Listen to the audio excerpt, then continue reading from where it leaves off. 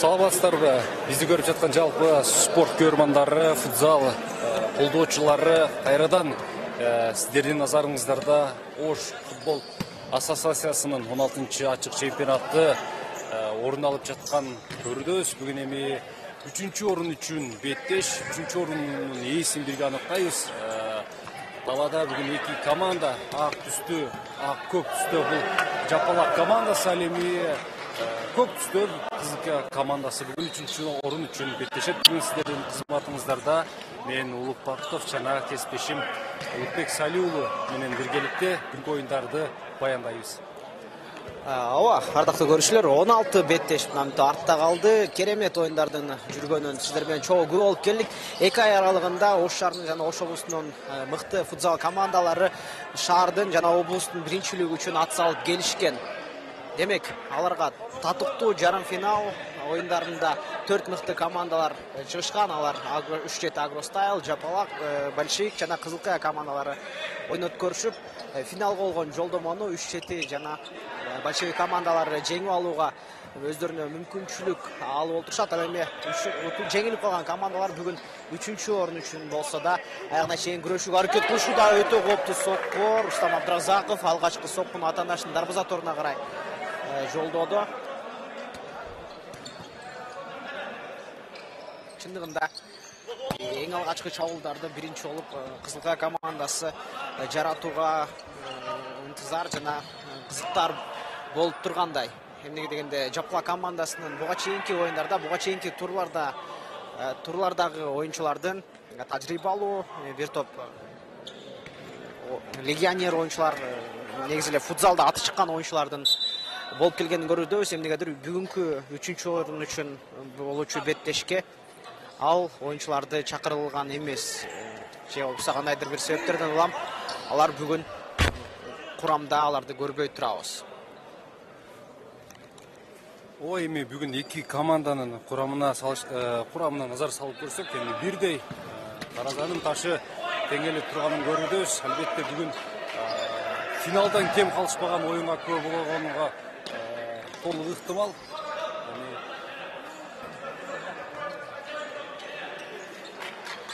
Акырындап эки команданын чабуулдарына көп болуудабыз. Жапалак эми сокку жолдогонго аракет кылып көргөн болчу, бирок аягына жеткен жок.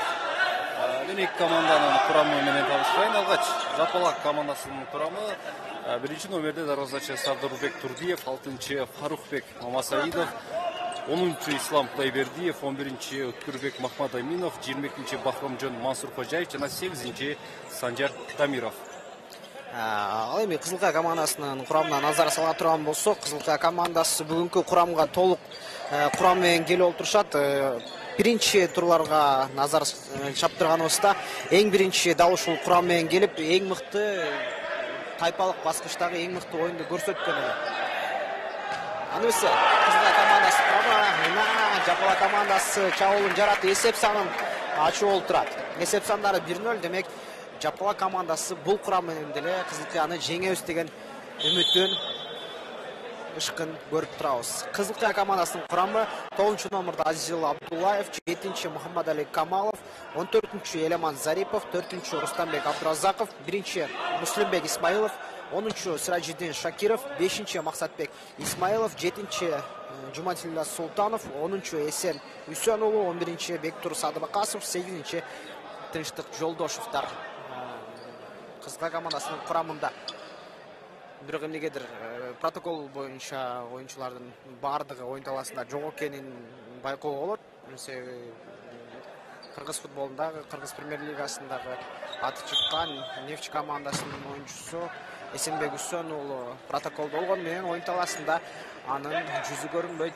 Бирок ошентсе да бүгүн Жапалактын оюнуна туруштук берүүгө Кызылка командасы даяр. Эсиңиздерде болсо, Жапалак командасы буга чейинки жылкы сезондо 15-чи ачык чемпионатта, тагыраагы 1-лигада чемпион болуп, мынтип жогорку лигага чыга алышкан. Андан бери күчтүү оюнчуларды өзүнүн курамына алып келип, жарым финал оюндарына чейин жеткени менен жарым финал оюндарында алардан күчтүүрөөк болуш чети командасы табылды. 6-4 эсебинде аларга жеңишти тарттырып жиберип, жолдомоду финалга болгон жолдомодон дагы курга алышкан. Бирок 3-чү орун үчүн деле оюн маанилүү. Андыктан жеңишке карай умтулуусун токтотпойт деген ойдобуз. Рустамбек Абдыразаков өзүнүн стилинде чабуул жасоого аракет кылып көргөн, бирок коргонуу бөлүгүндө азырынча Жапалак командасы ишенимдүү коргонууну көрсөтө алууда. Өткүрбек Макмадаминов Бахрамжан Мансурхожаевга узатат, арткы бөлүктөн топту сактоого аракет кылып көрүшсө, Жапалак командасы Кызылка командасы ага коргонуу менен гана оюн көрсөтүп чектелүүдө. Жапалак командасы негизинен ошол былтыркы жылы 1-лигада чемпион болуп, мына быйыл жогорку лигада катышып, ошол башта бул мелдештин алдындагы ошол Жапалактын курамына назар салганыбызда чемпиондукка дагы бир фаворит командалардын бири десем туура болот. Бирок эми акырда мына мынтип 3-чү орун үчүн беттешип өткөрүп жатат. Бул дагы жаман натыйжа эмес Жапалак үчүн. Жакшы натыйжа десем туура болот. Негизинен Жапалактын азыр оюн талаасында оюн көрсөтүп жаткан 4 оюнчу салыштырмалуу Кызылка командасына караганда өздөрүнүн бири-бирине нукту түшүнөт. Ошол эле Махмадаминов, Кудайбердиев, Мансурхожаев бар. Бул оюнчулар эми бири-бирине жакшы түшүнүшөт. Буга чейин бир командада, бир лигада оюн көрсөтүп келишкен. Азыр ошонун натыйжасы иш берди. Жапалак командасы мына экинчи чабуулга өтүүдө, сокку барбы? Сокку дарбазанын постуну кайтарды бул рет.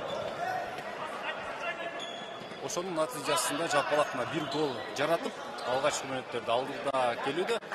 Ал эми Кызылка командасынын курамындагы бир катар ошол Кызылкадагы туруктуу оюн көрсөтүп жаткан оюнчулар бүгүн көпчүлүгүн көрбөй жатабыз. Эми алар ал тууралуу маалыматыбыз болот. Эми бүгүнкү оюнга маалыматтар коюп, оюнга назар салсак туура болот. Жапалактын чабуулу Махмадаминовго келип түштү кайрадан топ. Артка. Азырынча эми чабуулдар, соктулар Жапалакта көбүрөөк. Кызылка азырынча жооп берилет десем туура болот. Коргонуудон чабуулга чыгууда мындай каталарга жол берүүдө. Дарбазачы кайтарды. Ооба, кесиптеш, Кызылка командасынын курамы жөнүндө айтып кеттиңиз. Чындыгында протоколго тиркелген оюнчуларды эске алганда Кызылка командасынын курамы бүгүн жеңишке карай фаворит келмек. Эгерде ал протоколдо бизде көрсөтүлгөн оюнчулар менен жалпы токталганда, бирок ошол эле Ширзат Тажибаев, Эсенбек Үсөн уулу дагы бир нече оюнчулардын жок экенин байкадык. Бирок ошентсе да күрөш аягына чейин болот Кызылка командасынан. Анткени ошончо мазар басып, жол басып келген Кызылка командасы мына ушундай чабуулдарды жаратуудан танбайт. Алгачкы кооптуу чабуул Кызылка командасынан аткарылып кетти. Рустамбек Абдыразаков бурстан чыгарып берүүнү аткарган, дарбазага узатылган сокку коргоочуларга тийип дагы бир ирет бурстан чыгарып берүүнү ала берсе болот. Кызылканын оюнчулары кайра эле Абдыразаков бурстан чыгаруу, арткы бөлүктөн бутун учу менен сокку жасоого аракет кылган Шакиров атаандаштардын арасына кирип барган менен тоо үчүн күрөш токтогон жок. Бүгүнкү оюндун өзгөчөлүктөрү тууралуу деле айтып кетсек болот. Урматтуу кесиптеш, себеби буга чейинки турларда убакыттары мерчемделип 20 мүнөттөн гана ойноп жатышкан, бирок бүгүнкү оюн финал оюндары болгондуктан 25 мүнөттага чейин узартылды. Анткени Гюермандар буга чейинки оюндарда балким купулуна толбой же кандайдыр бир эмоцияларды алууга убакыт бир аз жетишпей калган сыяктуу. Ошол эле тапта бүгүнкү оюндагы адилеттүүлүктү, калыстыкты сактай турган калыстар тобу тууралуу деле кеп кылып кетсек болот. Ооба, туура айтып өттүңүз. Эми бүгүн 25 мүнөттөн 2 тайм оюн болот. Андан сырткары бүгүн финалдык беттешти FIFA калысы Чыңгыз Мустафаев өзү тейлейт. Азыр жакшы мүмкүнчүлүк бар болчу Жапалак командасында. Эми бүгүнкү финалдык беттеш, анысында 3-чү орун үчүн болгон беттештагы бүгүн таза калыстар өз ишин мыкты аткарат деген ойдобуз. Кылыкка байкаганыңыздардай эле жандана түштү. Ага тезинен Жапалак жооп кылып көрдү. Кайрадан кызга ортоңкулуктөн жакшы мүмкүнчүлүк бар. Сокку бул ирет дагы Сабдурбек Турдиев. Үчүнчү ирет кайтарды. Жакшы сокуна Кудайбердиевден сокку көрдүк.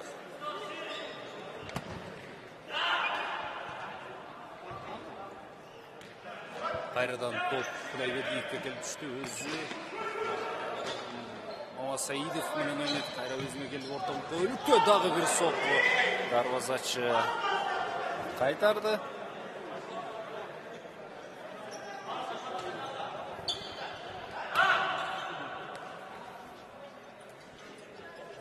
Кайрадан Турдиев.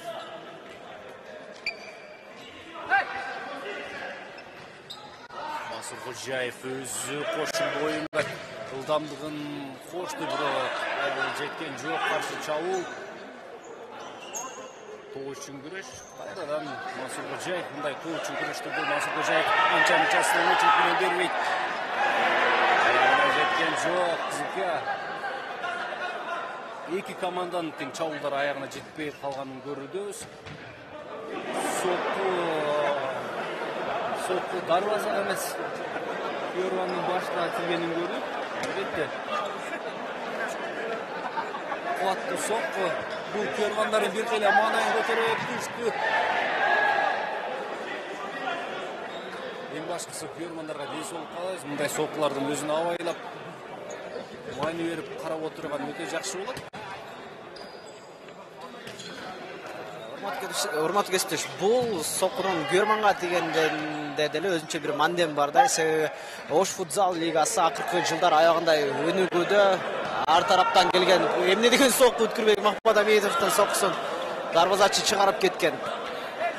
Гюермандарга топ тийгени өзүнчө бир мааниге. Себеби Ош футзал лигасы өнүгүп турган чакта Гюермандар ар бир биттештерге ушундай оюн талаасына толуп, жада калса ордуктарга батпастан мынтип талаанын четиндеги жайларга ордуктарды таап өздөрү жайгашууда. Бирок алар футболчулардын тепкен соккусу тийсе деле ага кайылдай. Чабууланат. Жапалактын чабуулу өзгөчө сокку. Өткүрбек Махмадаминовдо мүмкүнчүлүк бар болчу, бирок аны өз максатына жеткире алган жок. Жогоруда Жапалак командасынын курамы тууралуу кеп кылып кеттик элек. Дал ушул үчтүк Бахрамжан Мансур Кожаев, Өткүрбек Махмадамиев, Ислам Кудайбердиевдер. Алар бири-бирин жакшы түшүнгөн оюнчулар чындыгында, бирок алардын курамында 6-номурдагы Жапалак дал ушул Мамасаидов дагы жөн оюнчулардан эмес. Буга чейинки жылкы сезондордо эсиңиздерде болсо 14-чү ачык чемпионатта Араван командасынын курамында ойноп, Араван командасынын финалга чейин суруп чыгууга жардам берген, жана ушундай чемпиондук намында жеңип алуусуна себепчи болгон дал ушул Мамасаидов да эсептелинет. Дагы бир Жапалак командасынын чабуулу орун алат. Дарбазага узатылган сокку, тилекке каршы дагы эмес. 7-чи номурдагы оюнчунун аты бизде каталган эмес. Бул оюнчу 7-чи Али Аматов болгону бизге көрсөткөн протокол боюнча бул оюнчунун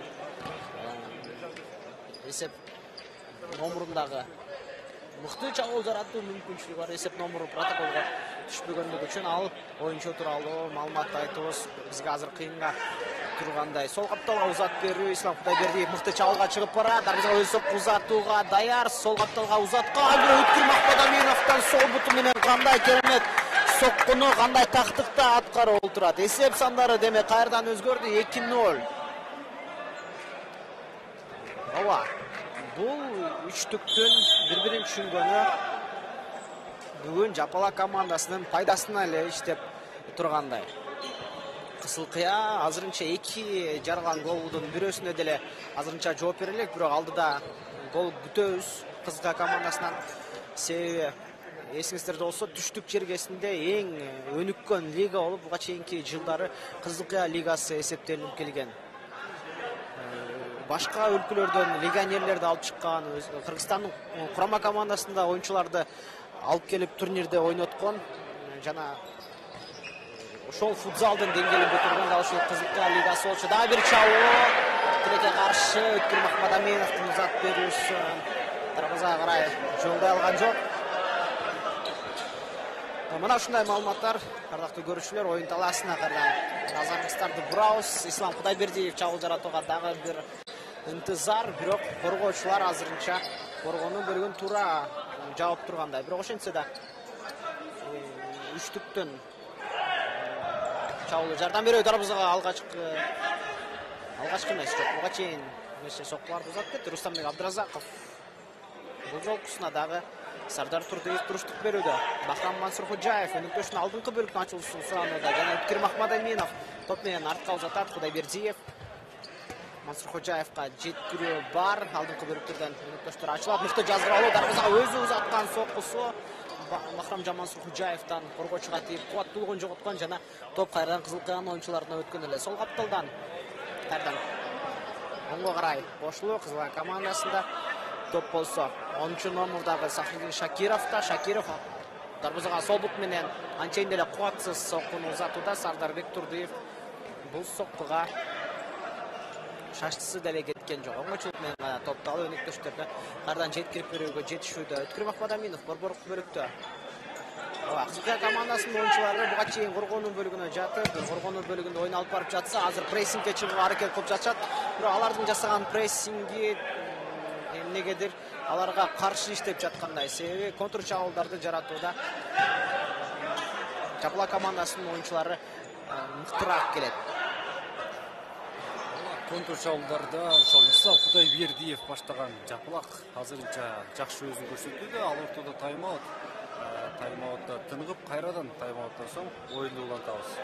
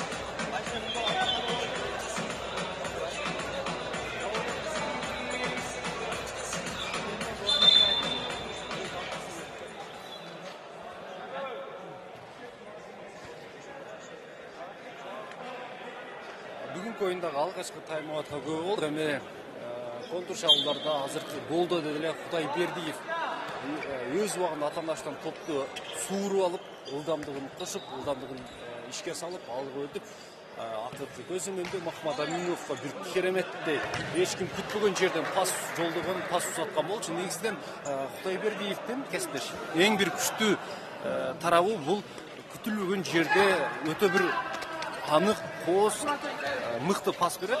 Кудайбердиев акыркы көз өнүндө голдого көп негизинен ассистенттик кылат, өзү деле гол урат. Оюнчуларга деле, өнүктүштөрүнө деле пастык гол чыгарып берет. Андан тышкары Кудайбердиев артқы бөлүктө азыр жакшы оюн көрсөтүүдө деп мактап турган болчумун. мен дагы деле айтам, мен мактаган оюнчулар тезинен эле өзүн жогото калат. Жапалактын сокусу Кудайбердиев өзү кирип барат. Сол тарапка ортон бойлукка топ келип түштү. Жакшы пас болчу, токтотпой. Дарвазага сокко жолдогон болчу. Кызылка командасынын дарвазачысы Муслимбек Исмаилов негизинен оматы келбей десем туура болот. Баягы соккуларды кайтарууда жолу болуп атат десем туура болот. Анткени дегенде кубаттуу соккуларды өтө бир кыйынчылыксыз кайтарганын көрдү десем туура болот. Капталган Жапалак командасы топко оюнга кошууда. 6-номердеги Фарукбек Мамасаидов алмашуудан оюнга кошулду. Ислам Кудайбердиев тууралуу кеп болуп кетти. Буга чейин дагы бир мыкты өткөрүп берүү. Өзү сокку жолдосолмо Фарукбек Мамасаидов эмнегедир өнөктөшүн аябагандай эле өнөктөшүнө болгон сыйырматтуу күчтүү Айтор Өткүрбек Махмадаминовдун гол жаратуусун аягандай каалагандай бурчтан чыгарып берүү. Махрамжан Мансуркожаев дагы сокку жолдоп көрөт. Жаман эмес. Бирок контр жабуу жаратуу мүмкүнчүлүгү бар. Кандай керемет жазгыралуу жана сокку узатылган Сардарбек Турдуев ишенимдүү дарбазасын куроп келет кайрадан. Өткүрбек Махмадаминовдон чабуулга чыгуу мүмкүнчүлүгү бар эле. Бирок коргоочулар тезинен коргон өлгүнө жетишип келишүүдө. Мансуркожаев арт бөлүктөн сол канталга жеткирип берүү.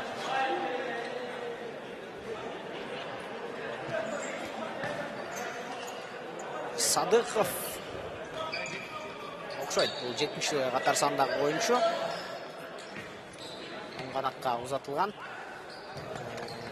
Мамасаидов топту жоготкон. Жана Шакиров жалга кайчып барат. Ага карата өтө кооптуу оюн. Тимур Токтобаев ышкырыгын жаңыртып айыптоон бул бөлүктөн демек Кызылка командасына коюп берет. Айыптоон алуудагы оюнчу 15-номердагы бизде ким? 15-номердеги оюнчу Кызылка командасынын оюнчусу дагы протоколдо көрсөтүлгөн эмес. Сол капталга узатуу Рустамбек Абдразаков тарбызага алыскор отогон ал 9-лукту карай мээлеп тепкен Сардарбек Турдуев 4 бурчтук дарбазаны азыр бир да гол өткөрүп жиберүүнү каалабай тургандай.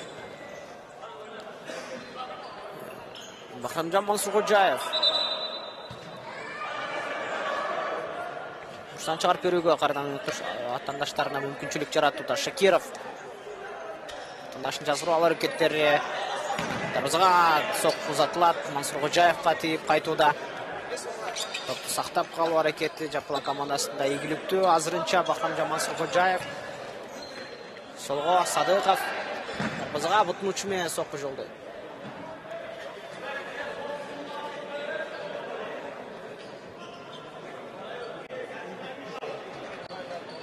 Садыков, Тамиров оң капталга узаткан.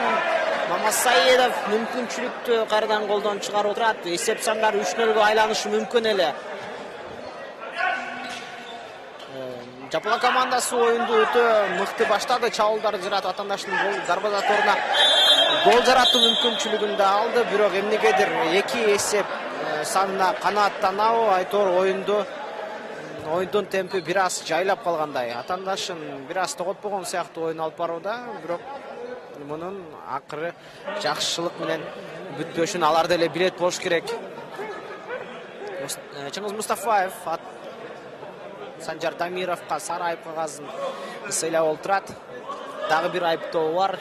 Экинчи стандарттык абал Кызылка командасы үчүн Рустамбек Абдразаков сокку жолдого камынган, бирок Ислам Кудайбердиев андан ыкчамыраак келген жана топту алып мынтип тереңге карай жеткирип берүү. Коргоочулар кайтарышууда. Кудайбердиев тууралуу буга чейин кеп болуп кетти. Мен Кудайбердиевти тескерисинче командалык оюнчу эмес, көбүнчө персоналдык индивидуалдуу оюнчу деп эсептейт элем. Себеби атандаштан топту алды дегичи болбой чабуулга карай өзү чыгып барат. Айрыкча өзү сол капталда жайгашып буттун учу менен дарбаза торуна чейин соккуну узатып эсеп сандарды ар дайым өзгөртүүгө жардамын тийгизип келет. Андыктан көбүнчө оюн талаасындагы жанагы үчтүктүн, жогоруда айтылып келген үчтүктүн көбүрөөк Бахрамжан Мансуркожаевди мен командалык оюнчу деп эсептейт элем. Себеби арткы бөлүктөн туруп камерадан абайлайбыз. Арткы бөлүктөн туруп оюнду башкарууга аракет кылат.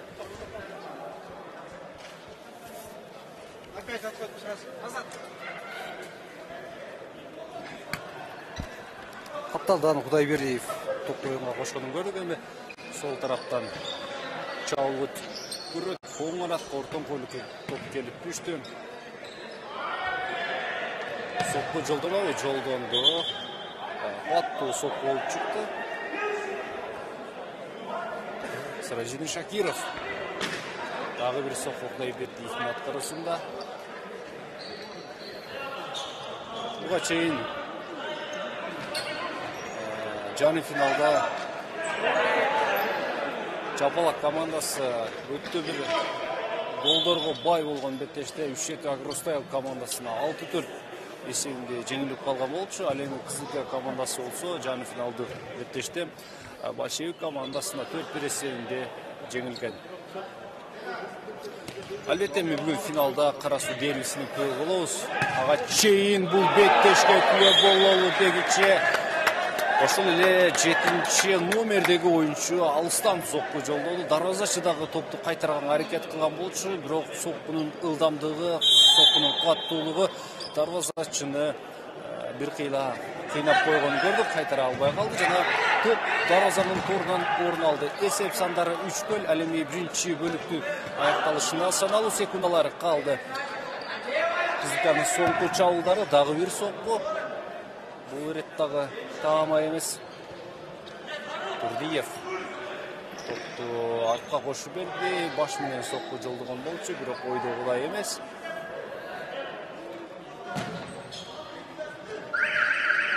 Жана калыстын ишкирге чаңырды. Биринчи бөлүк өз соңуна келип жетти. Биринчи бөлүктөн соң эсеп сандары 3-0. Алдыда Жапалак командасы. Кайрадан экинчи бөлүктөн көрүшөбүз. Бизден алыстаган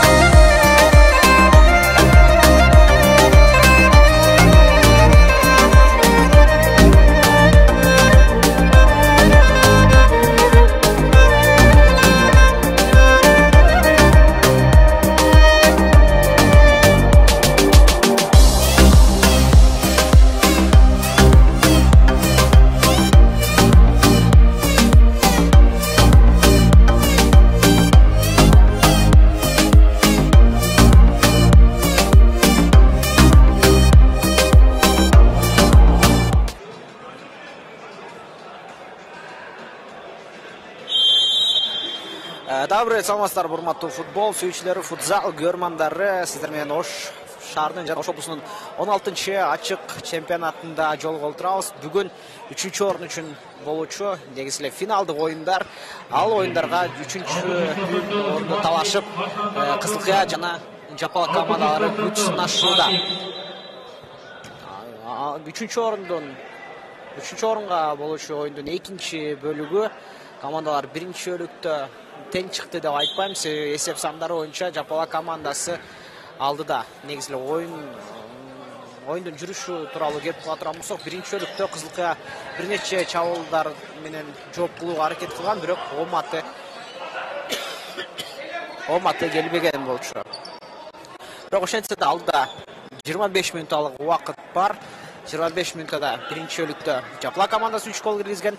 Демек, Кызыл Кыянын оюнчулары да тандашынын дарбазаторуна 3 гол жаратуу мүмкүнчүлүгү жок эмес. Буштан чыгарып берүү Жапалак командасы үчүн ыйгарылат. Артты бөлүккө карай узаттуу. Ислам Кудайбердиев бут менен соккусун узаткан, алысы 9-дукка карап, бирок анысы так болгон жок. Бүгүнкү оюн талаасында 17-чи беттеш өтүүдө. Негизи эле Ош футзал лигасынын турларынын алкагында жүргөн Сардарбек Турдиевдин жүзүнө тийген топ Чыңгыз Мустафаев тезинен ышкырыгын жаңырткан. Себеби жакынкы аралыкта мындай абалда оюнчунун жүзүнө тийген сокусу кандайдыр бир кесепеттерин тийгизип калышы мүмкүн. Тезинен ага дарыгердин көмөгү керек бул оюнчуга. Сардарбек Турдиев азыр дарыгердин көмөгүн алган соң оюн талаасына кайрадан кайтат деген үмүттөбүз. Анткени Жапалак командасынын курамында алмашууга чыгуучу дарбазачыны көрбөй турабыз.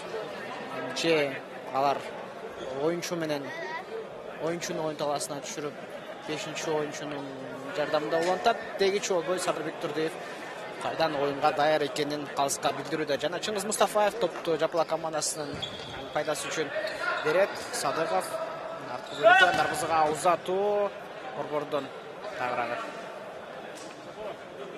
Рустамбек Абдразаков оң капталга жеткирүү бар. Борбордон кайрадан чабуул жанданат. Кызыл Кыя командасында атандашка тийип чыккан топ Мактамжан Мансуркожаевга тийип капталсынан кошуп берүүгө камдып турганча Кызыл Кыя командасынын оюнчуларынын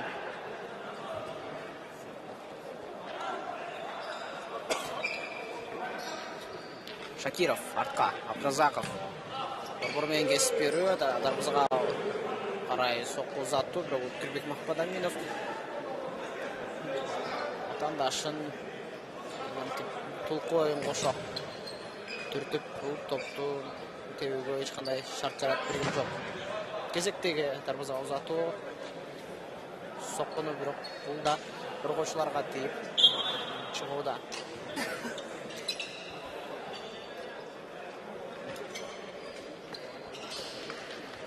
Оюн талаасында күйөрмандар көп, балким ошондуктанбы күйөрмандар талаас четинен басып өтүп, алса камеранын кандай жайгашканын деле байкабай турат окшойт. Бирок бизде экран артында көргөн күйөрмандар да бар экенин эске алганда, аларга болгондагы бир аз урмат керек. Антан камерага тоскоол болгону кийинки турларда негизи эле футбол беттештеринде суранып кетет элек. Шакировдон чабуул, атандаштар топтоп алган. Өткүр Махмадаминов сол капталга жеткирүү так эмес, ал үчүн күрөш. Махмадаминов мыкты техникасы бар экенин көрсөтүү жана Шакировдон бул топту алган. Мансуркожаев арткы бөлүктөн кайрадан команданы башкарууга аракет кылып көрөт. Махмадаминовго берген, өзү болсо тереңге карай ачылууда. Топту кабыл алуу мыкты бар. Мансуркожаев өнөктөшүнө жеткирүүгө Өткүр Махмадаминов бул пастын кандай келерин түшүнбөгөн сыяктуу. Каршы чабуул жаралыш керек Кызыл Кыя командасынан. Шакиров топ менен атандаштар жазгырып алуу аракети, топту өзүнөн алыс качырып алгандыктан жок жайдан топту каршы чабуулга өткөрүп берүүдө Садыков.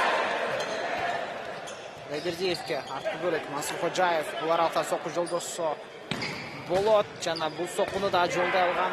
Андан чыккан топ. Бирок мүмкүн болгон жок.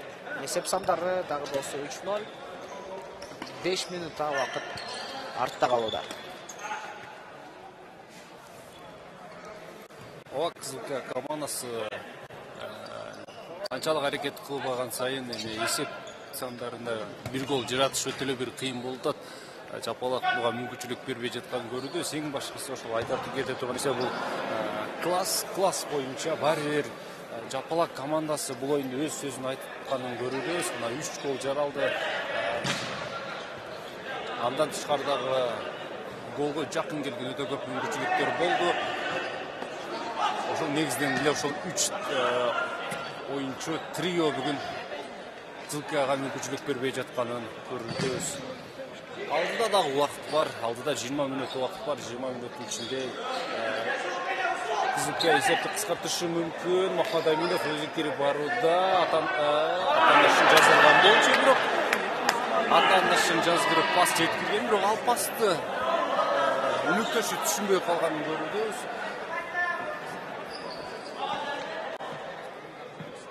Дагы бир Жапалактын арасындагы жакшы чабуул, жакшы бир сокку кайрадан Турдиев дарвазанын 9-дугуна жолдомон сокку болчу. Бул ирет дагы Турдиев кайтарды. Эч кандай бир кыйынчылыксыз эле.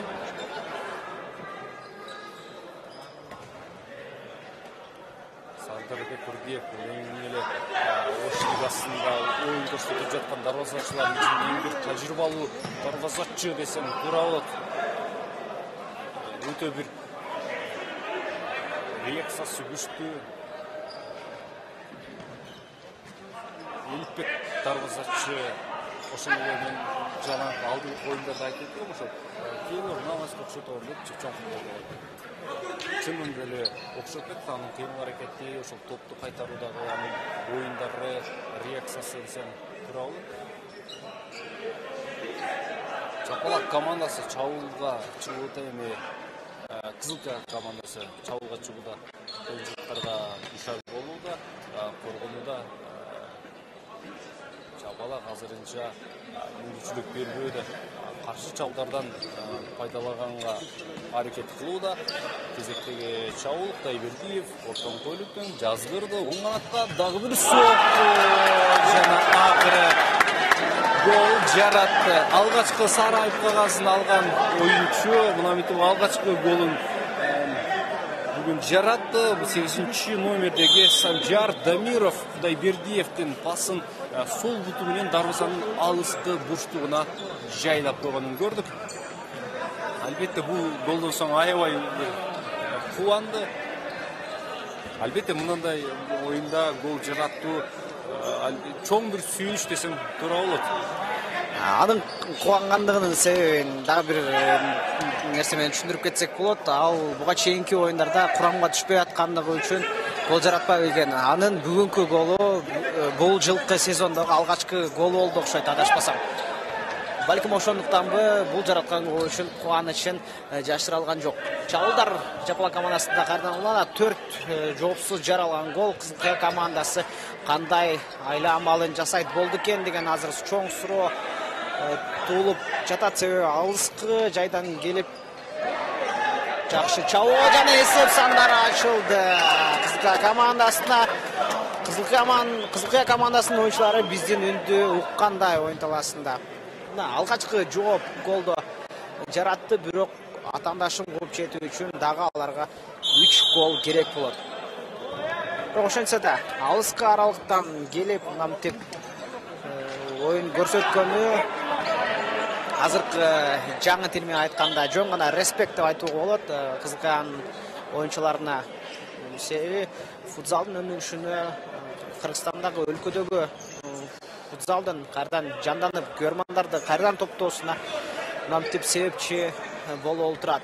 Кызылкая командасындагы өзүнүн көрмандары бар экенин билебиз. Өткүрбек Махмадаминовго карата оюн эрежеси бузулду. Демек айыптоо азыр Жапалак командасында калууда. Махмадаминов өзү чабуулга карай кошулуп барат. Алыскы аралыктан соккуну дагы бир жолдо Санжар Дамиров өзүнүн алгачкы голун жараткандан кийин өзүнө да ишеним туулду окшойт. Сокку жолдоодон тартынбай мынтип өзү сынап көрүүдө. Ислам Кудайбердиев да өзүнүн алыскы аралыктан сынап көрүүгө аракет кылган менен ал тепкен соккусу дарбаза үстүнөн өтүп эле тин болууда. Тереңге карай жеткирип берүү аракети. Бирок экинчи кабаттан футзалда ойын алып баруу көпчүлүк командалардын мүмкүнчүлүгүнө шай келе бербейт. Санжар Дамиров ойын ресим бузууда. Абайлашы керек. Буга чейин Сараев кагаз менен жазаланган.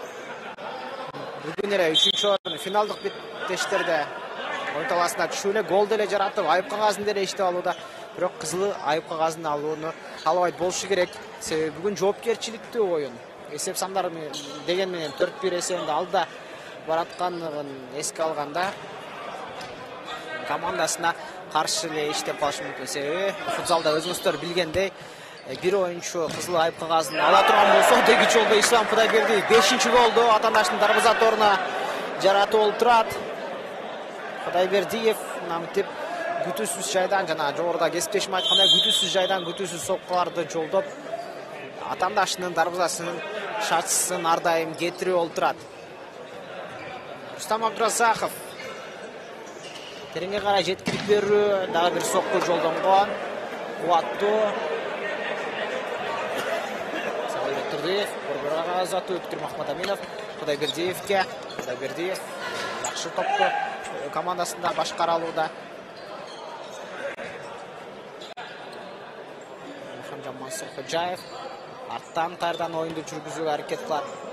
Прессингге чыккан кызга командасынын оюнчулары борбордон топту өткөрүп жиберишүүдө. Көбүнчө столб болгон оюнчуга топту бердирбөөгө аракет кылышат. Дал ошондой кадамга да барышкан. Кайрадан кызылкаянын чабуулу жаралат. Сол капталдан бир аз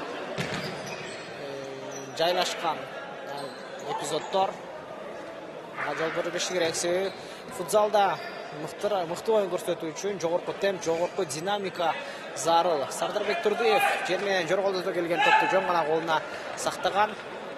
Фарухбек Мамасаидов атаандашына тийгизип кайрадан топту алып өтүүнү кааладыбы, айтор жөн гана топту оюн таласынан сырткарыга чыгарып жиберүүдө. Рустамбек Абдразаков тереңге карай жеткирип берүү, тереңде балким өнөктөш болгондо эсеп сандары 5-2 кыскарышы мүмкүн эле.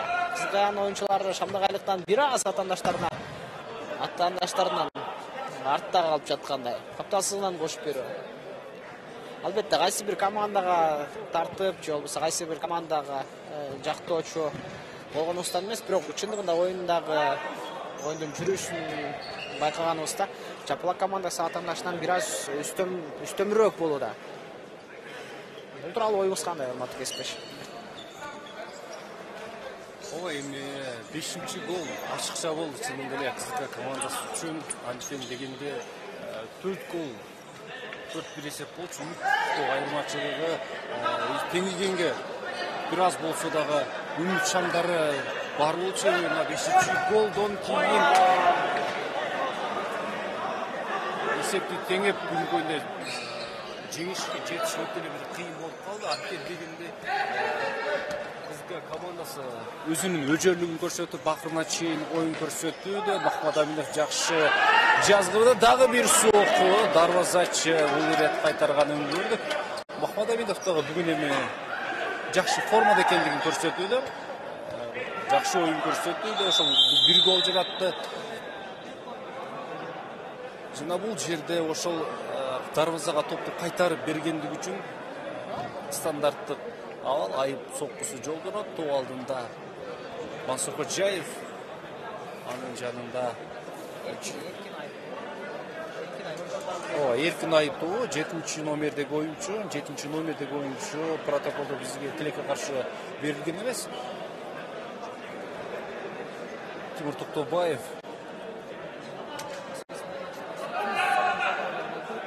бул жерден түз сокку жолдогон гол болбойт. Мансур Ходжаев пас берген, өнөктөшү болсо дарбазага жерден жайлата сокку жолдоп, мына эсепти өзгөртүлдү. 6-1 эми. Бул эми чекит бүгүнкү оюнга. Калган убакытты кызга командасы эми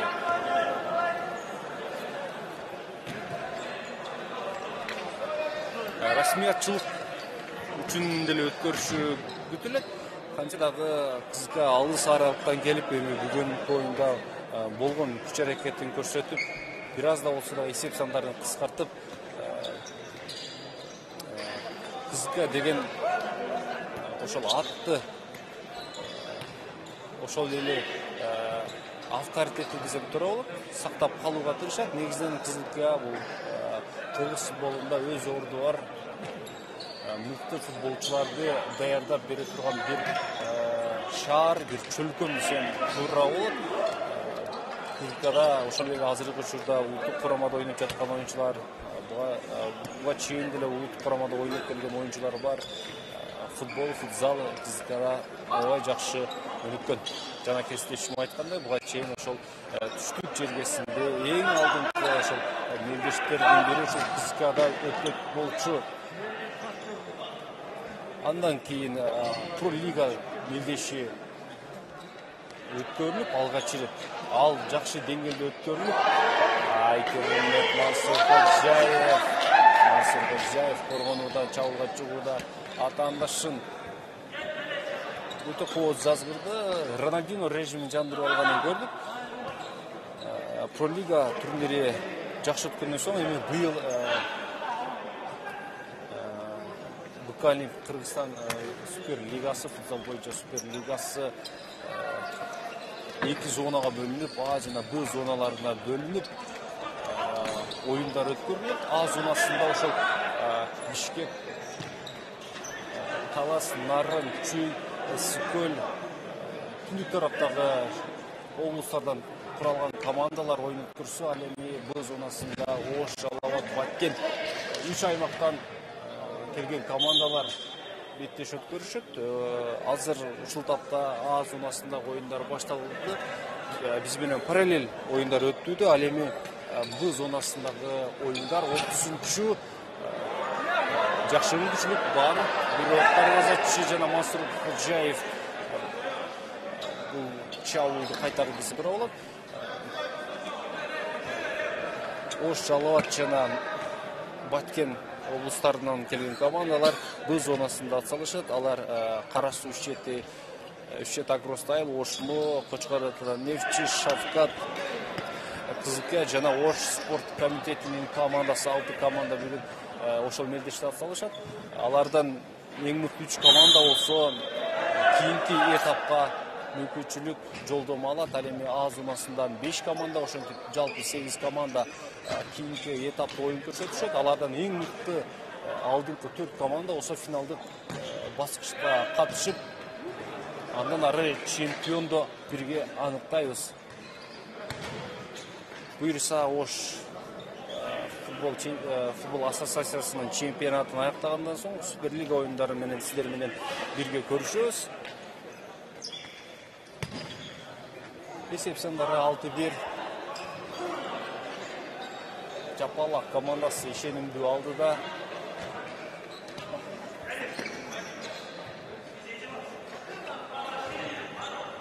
Кызыл Кия чабуулга чыгууга аракет кылууда. Оң канат жана бул ирет аягынан четкен жок. Топту токтотуудагы техникалык ката.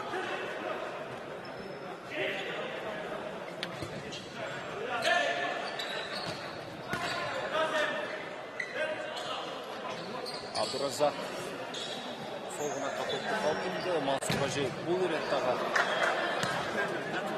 ал сотко мүмкүнчүлүктөргө жок, сотко жолдоого каршы чабуул. Жакшы мүмкүнчүлүк бар дарвозага жолдогон сотко дарвозачы Эстенбек Исмаилов кайтарды. 6 номердеги Бахытбек Мамасаидов. Жана тайм-аут Кызыл Кия командасы алды. Тайм-аутта дем алабыз, кайрадан тайм-аутта соң оюнду улантабыз.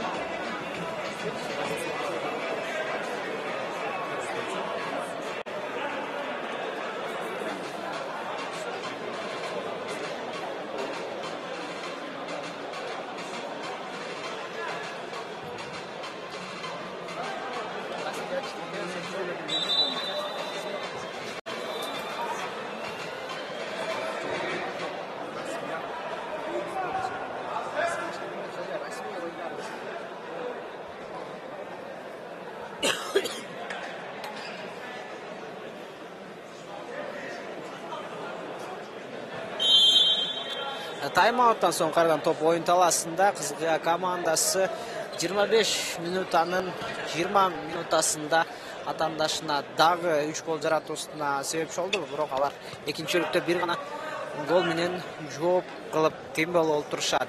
5-oyunчуну түшүрүүгө Кызыл Кыя командасында шарт мүмкүнчүлүк жок. Балким калган убакыт аралыгында атандашын эгерде башка команда болгондо 5-oyunчуну дарбазачыны алмаштырып 5-oyunчу менен оюнду жүргүзүп көрмөк. Бирок ошенткенде карабастан чабуулдарды жаратуудан талбай келишет, тынбай келишет. Бахрамжан Мансурхожаев, Махмадаминовго борборго кесип берүү так болгон, эки коргоочудан качып кете алган Махмадаминов кайрадан өнөктөштөргө топту жеткирип берген эле. Мыкты бутун арты менен калтыруу жана өзүнүн стилинде Кудайбердиев дарбазага өз дарбазасын өз дарбаза торуна 6 гол өткөрүп жибергенине карабастан, бирок кээ бир соккуларда, кээ бир эпизоддордо Кызыл Кыя командасынын дарбазачысы биринчи номурдагы Муслимбек Исмаилов жакшы кээ бир эпизоддордо өзүнүн көрсөтүүгө жетишүүдө. Кудайбердиев борборго кесип берүү кайрадан. Коргоочулар атак менен бул топду чыгарган. Рустамбек Абдыразаков солго узатат. Жана Шакиров да өнөктөшкө кайрадан узатуу. Бирок кайрадан чабуулдун ылдамдуулугу согундап калгандай. Алыскарактан узатуу. Сардарбек Турдиев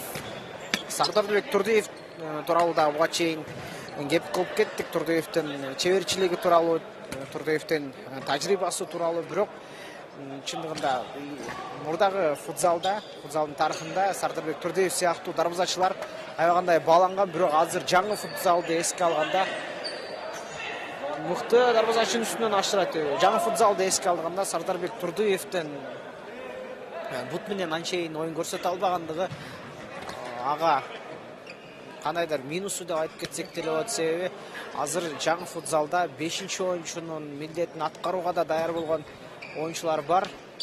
Андыктан азыркы эле мисал келтирип кетчү нерсе, биздин футзал боюнча улуттук курама командасынын оюнчусу Бекболот Ахматалиев бут менен кандай керемет оюн көрсөтүүгө ээ.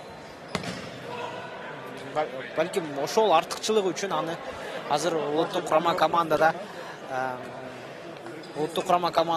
кармап отурат. Себеби бут менен оюн көрсөткөн оюнчулар, дарбазачылар көбүрөөк баалуураак.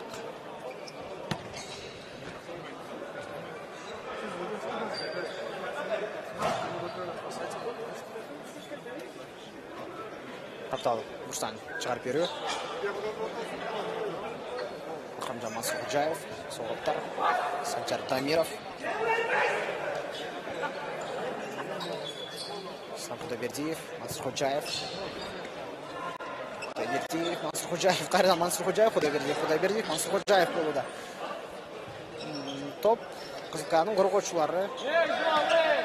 Ал оюнчулардан эмнегедир топту тартып алууда шашпай турганда. Ислам Кудайбердиев дарбазачынын үстүнөн ашыра өткөрүү, бирок Исмаилов өз дарбазасынан сурулуп чыккан. Балким ошондуктан дарбазага сокку жолдоочу аралык кыска болгондуктан Жапылактын бул чабуулу жыйынтыкталган жок. Аркы бөлүктөн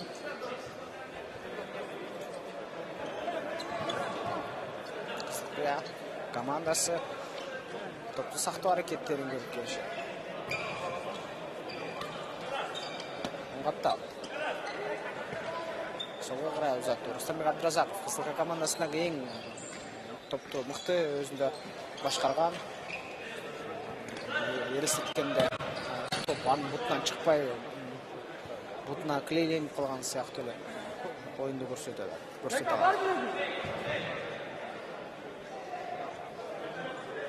Сызынан кошу оюндун бүтөрүнө 2 минутта убакыт бар. Кызыл Кыя командасы бул убакыт аралыгында 5 гол жарата албайт деп ойлойм. Себеби 5-oyunчусу деле жок, чабуулдары деле бир аз натыйжасын бербей келүүдө. Андыктан Жапалак командасынын 16-ачык чемпионаттагы 3-орунду алгандыгы менен утуктай берсек деле болчудай.